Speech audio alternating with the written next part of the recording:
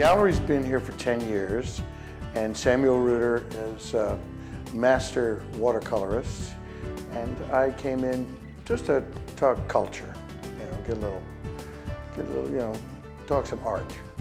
And he needed some help in the gallery, putting frames together and cutting mats, and he actually inspired me to do a painting.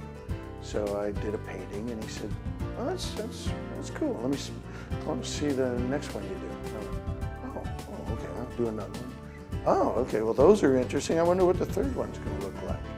So in the midst of this, he's sort of inspiring me. Those were acrylic paintings, because I had the acrylics at home.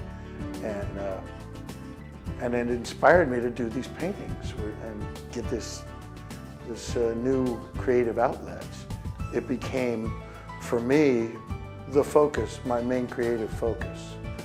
I had been an actor in Los Angeles for many years. Captain, Hars Adislo, we met at the Nelvato conference last year. Did you ever have a chance to read my paper on thermionic transconductance? Would you excuse me? Think you can break our rules and then just walk away? You, Murphy? Oh, hey, John. Let me ask you something. Oh, that's okay, Murphy. I read the memo. I'm not coming to the wedding, but you're still getting your gift. Oh, great. I wanted to talk to you about. And I worked in cartoons, doing G.I. Joe and Transformers, and a lot of the Japanese anime. And so I had a career there for a little over 20 years. So that whole experience, the Los Angeles experience, ended.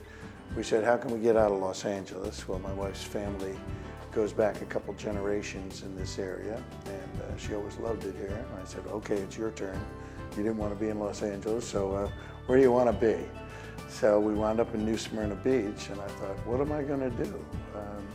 It's lovely. It's a small town. I love the vibe. There's the ocean. But am I going to be broke forever? And what am I going to do? Well, I found out what I'm going to do, but I still may be broke forever. This is one of the larger pieces I've done. It's called The Ghosts of Hamlet. And you can see all those ghosts. You'll have to imagine Hamlet in there. These are watercolors on handmade paper, reflecting my interest in yoga and the Eastern religions. This piece is called Rain Dance. I've done a series of elemental dances. Rain dance, cloud dance, moon dance. I have one called Wave Dance. And that's one of the more Aboriginal images I've created. I started doing an Aboriginal thing. They do these Dreamtime paintings that are just fields of dots and colors and shapes and icons. There's abstract expressionism in there. There's a little bit of representationalism.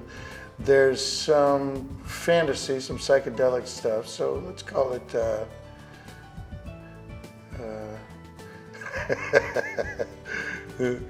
primitive, psychedelic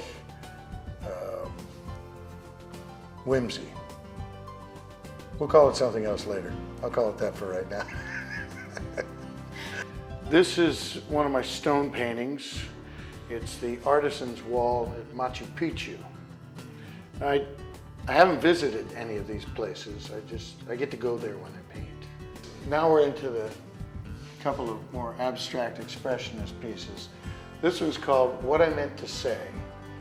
And there are actually about 7 paintings underneath there before I finally got to the point where I went, oh, that's what I meant to say.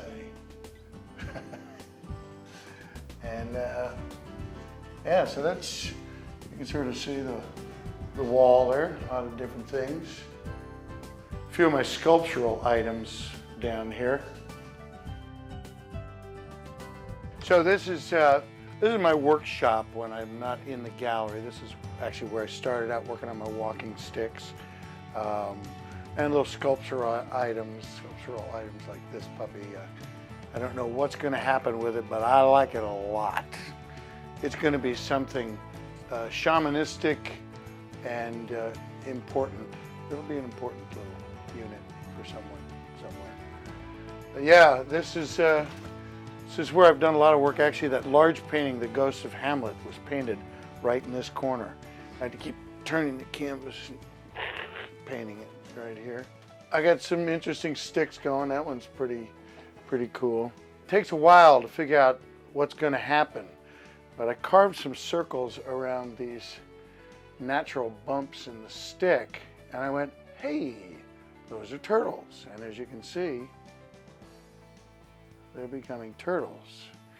I think these are going to be little nests down here. This big spiral is going to be the ocean. I just carved 50 little circles for the days of incubation. I try to add little touches to the stick that are personal and resonant to what it's all about. And I've got lots of little bits I get to play with and just kind of imagine, what am I going to do next? Some of the sticks are more intricately carved than others. Then I'll find debris, and this is a shaker that's really been waiting to be made for years. It's part of a golf club and a shark vertebrae. I think that'll be fun. And, yeah, just I'll find stuff along the road. And this will be the top of a walking stick, but don't let the children play with it, unless you don't like the children. Piece of a bone I found on the beach in Zanzibar. I was over there singing with my a cappella group. Found it on the beach. We don't know if it's a human bone or not, but that's going to make a groovy top of a walking stick someday. It's real cozy. Nobody can sneak up behind me unless they come in through the window. I sit in here, I get quite a bit of work done. But this is a comfy little place. I'll pick up my guitar and I'll go. La, da, da, da, da, da. La, da, da, da, da, da. So it gives me a place to just honker down and groove. I'm surrounded by a lot of stuff from my life. I actually got to play Elvis in a movie once for about 20 seconds. That was fun. There's some of my heroes. Lord Buckley is one of my heroes. Lord Buckley was my invisible mentor for starting in the late 60s. Somebody had turned me on to his lordship, and I found a couple of his albums in the bargain bin at the Kmart and started listening and learning his routines. Your Majesty, I have discovered on this expedition that there is a great power within, that when used in beauty and immaculate purity, can cure and heal and cause miracles. And when you use it, it spreads like a magic garden. And when you do not use it, it recedes from you. So you got to use it or you lose it. I have a couple of collectors here in town that have several pieces. Tom and Maria Heath over at the Natural Food Store have a wonderful collection. This is a man who has played many characters and is always politically correct in the hats and the t-shirts that he wears in the store, and thus we've invested a lot in his paintings because we know that he brings good energy to our store. And then So this is called, plus this is right here by the register where you check out, and John titled this Steppin' Out. So, you know, when you're ready to check out, you come by the dinosaur and step out. with the walking sticks and the painting, it's your own little, whether you got a vision or not, it's your own little journey into this piece, and you're making the choices. You don't have a director, you don't have other people really to bounce it off. I will ask my wife Dell a lot of times, what do you think? What do you do? I like it. I think it's good.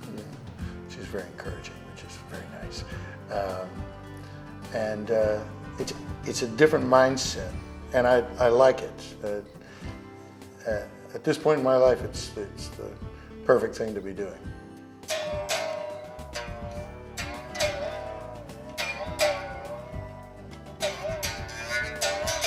It's my alley guitar. I can still audition in Orlando, but they never call unless I'm waiting for that wizard part or the old hippie part that just doesn't seem to be coming along. You know? You're not supposed to be in here. It's a mess. Definitely cowbone. Yeah. Smells like milk.